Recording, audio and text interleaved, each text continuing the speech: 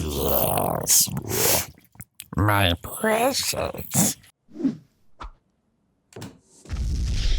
Welcome to Still Untitled, the Adam Savage Project. I'm Will. I'm Adam. And I'm Norm. And I'm Eric. Guest podcaster. Yeah, longtime tested readers will recognize Eric rather from our the first time we flew the DJI Phantom out on Treasure Island. You came out and basically you kind of just taught us how to not kill ourselves, I guess, or someone else. Yeah, that's basic right. Yeah. high level.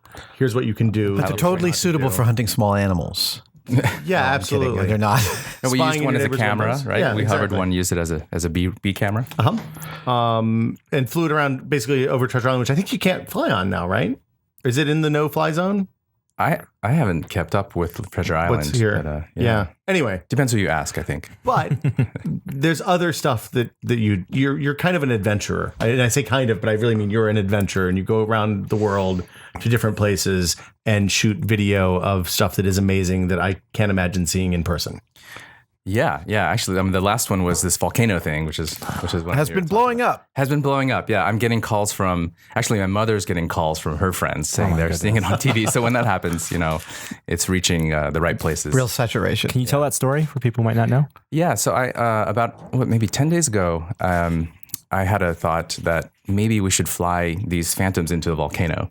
And I thought about this because I kept seeing these amazing volcano pictures coming over my social feeds from Iceland, because I have some friends who are there shooting. And it just seemed like nobody had gotten that close with a camera to shoot, really wide angle shots of volcanoes. So I sent literally a one-line email that said, "Hey, do you think we could fly a Phantom into the volcano?" And the guy said, "Yeah, I think we could do it." But then after, like a week passed and I didn't hear anything. And then one day I got a call or an email and it said a Saturday. The problem is it was Thursday when I got the message. Oh my God. So And you were here? and I was here. Yeah. What is it? A 10-hour flight from here? Yeah, it's like with the connection, with the proper connections, 12 hours, and then it's a like a 12 to 15 hour drive to the 12 to Iceland's 15 that hour big? drive. Well, it's not that big. You can drive around it in not too long, but this is in the middle of the country on a glacier, so you have to get there the right way, and then there are no roads leading to it at the end, so you have to go off-roading for 4 hours. So this is a 24-hour journey that you have to be there in 2 days.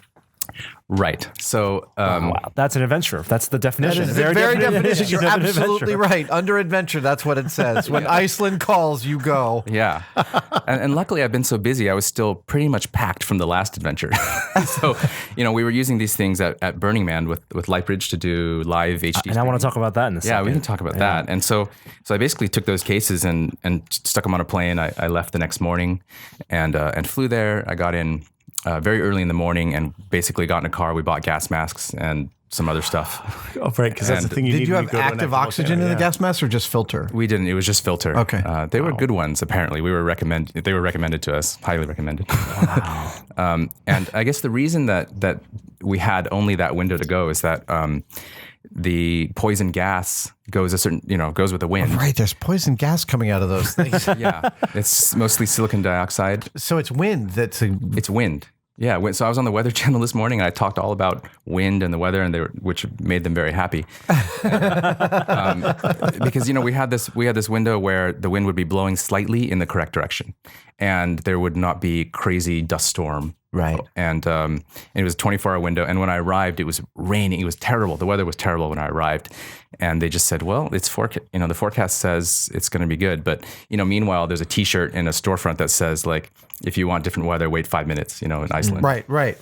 So what's your go no go when you get there? And I assume there's like base camp set up, or you're at a hotel 20 miles away or something like that. And then you have to hike in the last few miles, or off road in the last few miles. Off-road in the last 4 hours or so.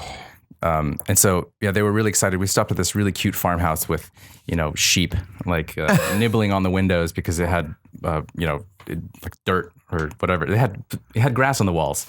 It was really cool. All right. But it's the highest place you can stay in Iceland, and it's like 470 meters or something. Right. Really remote. So the go no go is basically we're going to go unless it's way too dangerous to go, which we can only discover by going.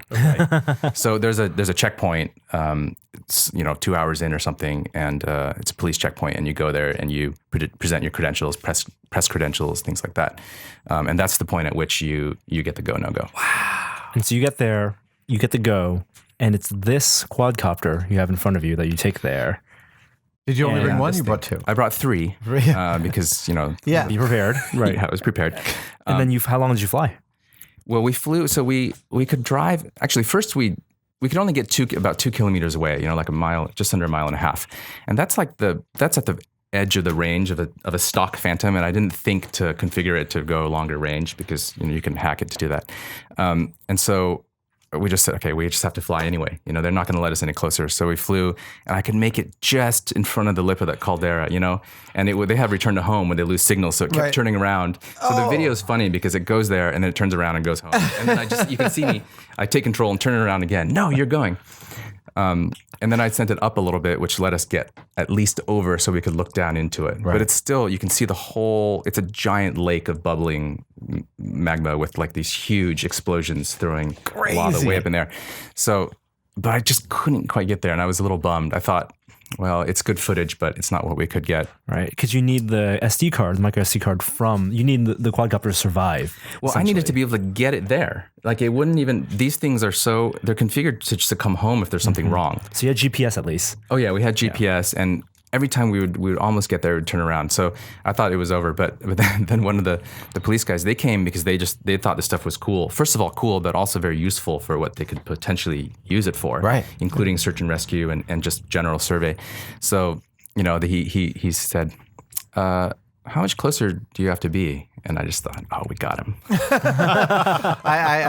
Mythbusters, we've had a bunch of those moments over the years. Yeah, but then he left, and I thought we had him. Oh. And he came back about 20 minutes later, and he said he actually went to check with somebody, which was amazing. And he just said, okay, well, you can't drive any closer. We checked the rules. You can't drive closer. But there's nothing to prohibit you from walking closer. We don't recommend it because it's really dangerous. But you can. I'm not saying you can do it. I'm just saying there's nothing preventing you from doing it. Wow. And meanwhile, you're wearing gas masks this whole time? No, we hadn't actually worn them. But later I learned that you might get some irritation from silicon dioxide, but all it does is shorten your lifespan. Like it doesn't.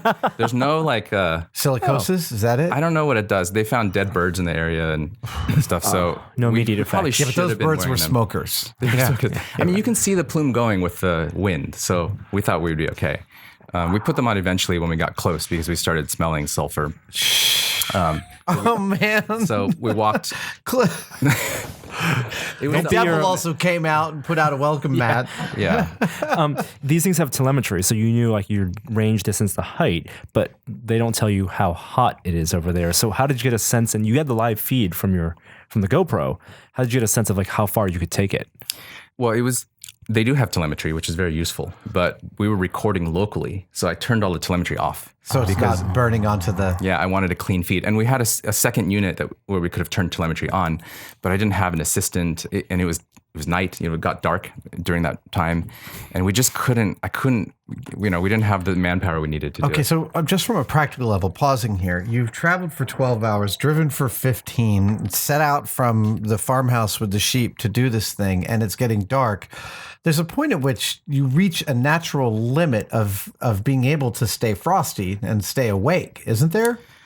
Or are you trying to catnap in the car on the way there and trading driving? And yeah, they were all relatively well rested because they lived there. Right. The guy who drove anyway, and so I slept for 3 hours on the way there, and the rest was really just adrenaline fueled because it's crazy cool what you're getting to do. I mean, there's a volcano there. Yeah, no, I know. I get that. It's like it's just you still something you have to manage. Your energy is one of the things you have to manage. Absolutely. But were you worried about getting it documented, the whole thing, like the trip and the adventure? Yeah, we third person. We have this new thing called DJI feats. Like what can you do with one of the things that you can't do? And this was the first, and it ended up being the first because I planned this trip kind of unrelated, but it was perfect for it. Yeah. And so we literally hired a cameraman while I was in the air to Iceland, and I just sent an email to the guy organizing there, Einar, and I said, we need a cameraman. Can you get one? Just do it. When I land, just yes, whatever it is.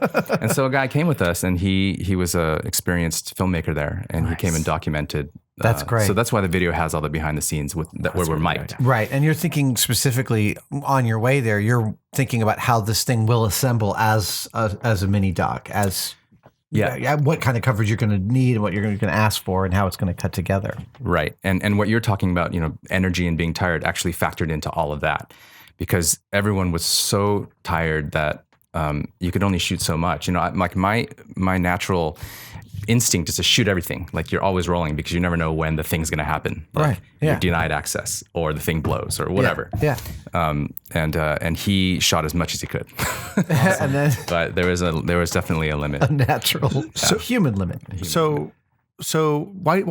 So when you were flying around in the caldera or above the caldera, anything kind of unexpected or weird? Like, could you use the remote fly to just set up course and fly and then bring it back when it was done and not worry about RC at all? Or what's it like flying a quad inside an active volcano? Well, so first we walked 1 kilometer closer, so we halved the distance. We walked to the lava, so that in theory would make it really easy for us to be able to fly to it. And is the ground getting hot at this point or anything? No, it was really cold there. I was like, damn it, I was totally bundled up. But the flow stopped just in front of us, and like just in front, like 100 meters, or like just in front, like 10 feet. You were right up to it, but it was older flow, so it wasn't like glowing red anymore.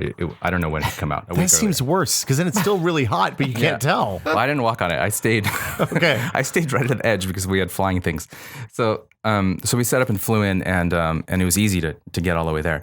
Still, it took probably 2 minutes at full speed to reach the caldera. So it was still kind of more than half a mile away, maybe 2/3 of a mile. Wow. And I did all the tricks, like I turned GPS off. We had the wind to our back so I could fly faster, and all these things to get maximum amount time of shooting time. That's a lot of time. It's just straight flying. It is, yeah. And flying back takes longer because the wind's behind us. I mean, the wind's behind us, which is great. Right. It's blowing everything. Yeah. And you have power management for that. Oh my goodness. So the weird thing that happened was every time we flew directly above the lava, I would lose both video feed and remote control. Really? Yeah. So that was unexpected. And it had nothing to do with the range because we had the range was easy by that point. And it was consistent. So you fly over the thing, video might go out. Even like the cooled lava 20 feet in front of you, or the stuff that's still red hot and further? No, the explosive lava up front, and the steam coming off of it. That's far out. Some sort of radio interference? Yeah, some kind of radio interference was happening there, and sure enough, we did research later, and you see all those pictures of the lightning in the ash cloud. There's definitely static going on, even though this wasn't a particularly ashy. It's a secret underground base. This must be astonishing to get the footage back when you haven't been able to see what the camera's been seeing. Right. So I was able to get to see a lot of it, which was great. Right. But every time I tried to get that really close shot, we wanted to basically see how close we could get without losing the aircraft. Right. And that was basically impossible. Like it had a preservation instinct. Wow. That kept it. You know what I should do is I should speed the footage up and release it because it just keeps turning around and trying to come home constantly. I would love to see that. Yeah. 3 laws of robotics. Right. Go home. Get home. Go home. Yeah. Wow. So that was the most recent adventure you were on. That was like last week. That was like 2 weeks, a week and a half. Well, we should mention that the GoPro melted Yeah. too, so I brought it here so we could see it. We have the melted GoPro. But it didn't eat the footage, which, I mean, that's That's a testament to the GoPro where even if it dies, it writes the end of the file, or you can recover the file. Yes. Yeah. So that saved us. And look, in this retaining clip on the Zenmuse gimbal is also, if we had lost that, the GoPro would have fallen, which would have been bad too. But all I saw from the ground was the video feed went out and it never came back.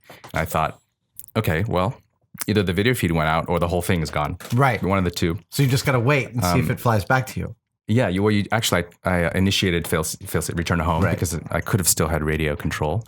And I think about 4 minutes later, we saw the lights and it was coming back. And Wow. Yes. And I was just hoping the video excruciating. footage Does it have power management such that it will fly back with the last bit of power it needs to get to you? Yes. So it does know how far away it is from you. and it uses that distance to. But it might determine, not know if the wind's really Yeah. bad, so it could That's right, the wind. misestimate. Yeah, but and it's it'll go to a really certain height also to try to like fly Yeah. at a certain height and then descend to you for right, obstacles. Yeah. right. So in this case, I mean, it's really conservative. So even with a lot of wind, it would probably make it home. You know. So I guess, I mean, you could be discovering something kind of new out there, right? Because there's not a lot of people testing radio interference of molten lava at volcanoes, right?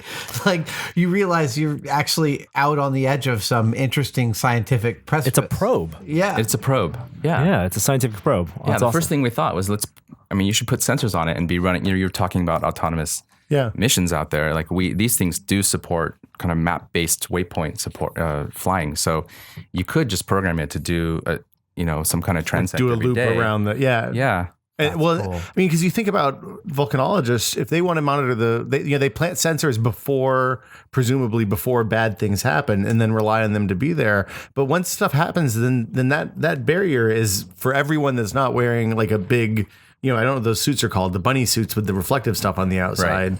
And I mean, But you would never wear one of those close to this thing. Proximity suits is what they're called. Is that right? I own Spock's one. outfit. You own one? Yeah. yeah. In Star Trek. It's aluminized Kevlar, and you usually wear it either it's built into effectively fireman turnout gear, or it's a shell you wear out on the outside of fireman turnout gear.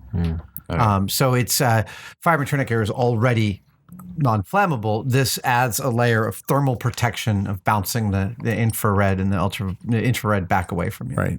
Yeah. I mean, the scale of this eruption was, I just can't imagine that anyone would go anywhere near it. Yeah. There's just no way. Well, because you saw a video of, I think it was somebody in Vanuatu or something, went down into the caldera, like walked down into the caldera with one of your turnout suits on, or one of your Proximity suits. suits. Thanks. And like got down right up against and it was terrifying. It was, you look at this and you're thinking, these people are absolutely out of their minds. And I read an interview with him, and I can't remember if it was a man or a woman or it was a couple, but I read an interview with one of them saying that it was the most they'd ever feared for their lives. Like the protection you're getting from the thing is very minimal. It feels like at that point, you still feel like you're in an oven. Right. And pockets 'Cause can move you around are. too, right? Yeah. Yeah. Man, and then you've got to have a lightsaber battle with Obi-Wan. Your legs get chopped off. Legs and then, get chopped off. No. Is it true that if you fall into lava, you don't actually sink into it? You just float on the top and burn because you're less dense than lava? I believe so. Okay. It's good to know. Nobody said I don't We've wanna never test that. tested it. You should test that. We should test that. that's a good idea.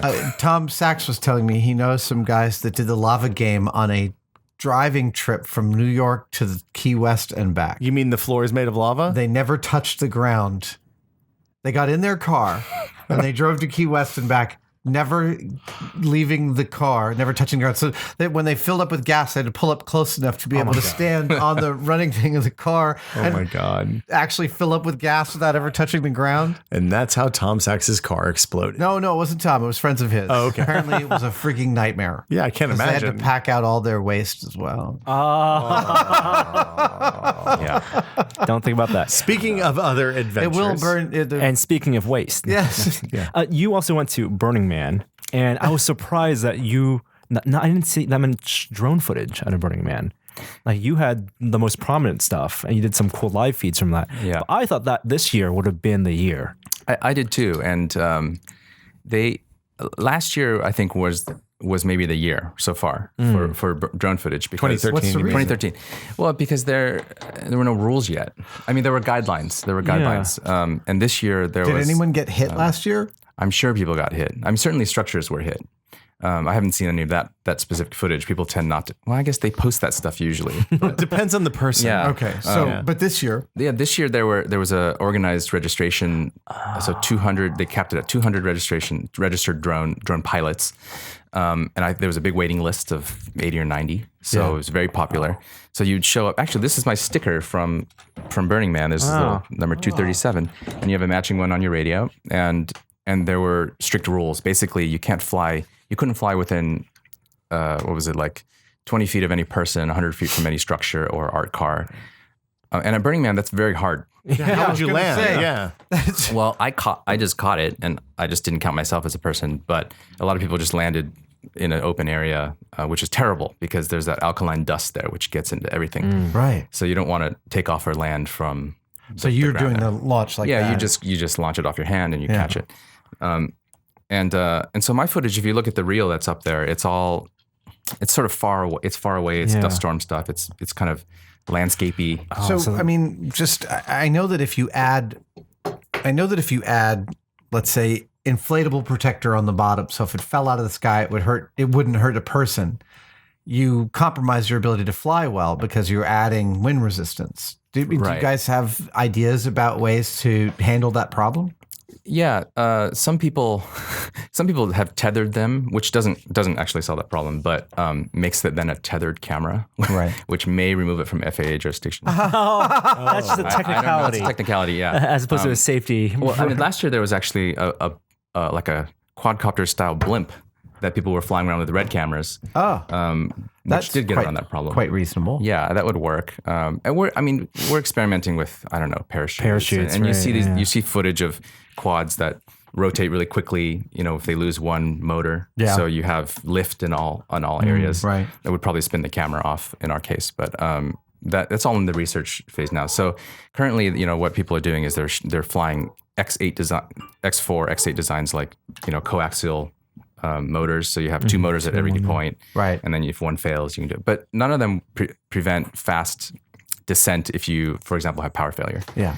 Right. That's still a big problem. And this is why the regulation stuff needs to be addressed at some point. So a super small airbag that inflates on proximity, like the Mars lander? Yeah, it could. That's the bouncing ball approach. Compressed air. Yeah. Why not? Yeah. I mean, DJI actually sells a parachute for the big ones. And it's not meant to protect your equipment. It's meant to protect whatever's under it. Right. So your copter will probably What's a deploy mechanism for that? It's just another RC switch? No, it's actually bank angle and mode. So like if you power off and you bank the thing, it deploys. Or if you're descending too fast. Yeah, it has some inputs and we can intelligently That's deploy. Cool. This is all the frontier. So what's the next adventure? Do you have it slated? Well, actually, I'm going to France tomorrow. This is what it's like to have lunch. Trying to schedule lunch with you is hilarious. Well, I'm in France right now. Yeah, I'll be back Friday, and then. Wow. Yeah, this month is pretty busy. But what are you filming in France? I'm actually Actually, can I talk about it? So I'm not talking about the filming part, but basically it's a diving related launch, and I'm in a book that's coming out. Oh, right. And so I'm going for that launch there in the south of France. So I'm going to bring one of these and fly. And someone was arrested in Paris recently for flying, so I will not be flying in the super touristy area. Prague, you'll do that, right? Yep. Yeah. Great Prague. That's next week. Prague? Iron Curtain. What are your dream things to shoot? Like before the regulation gets too restrictive?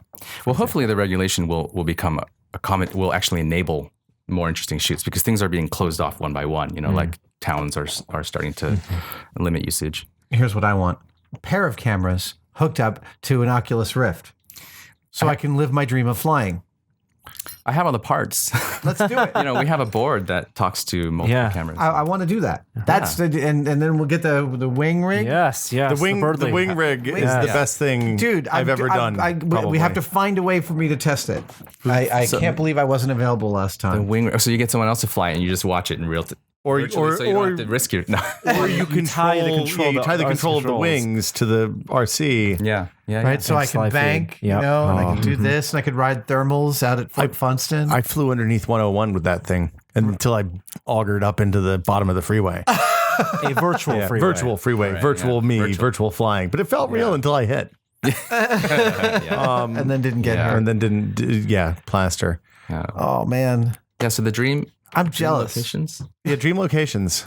I mean, the volcano was really at the top I was of my going to list. say, it's hard to top that. List. It's really hard to top Have you done tornado stuff?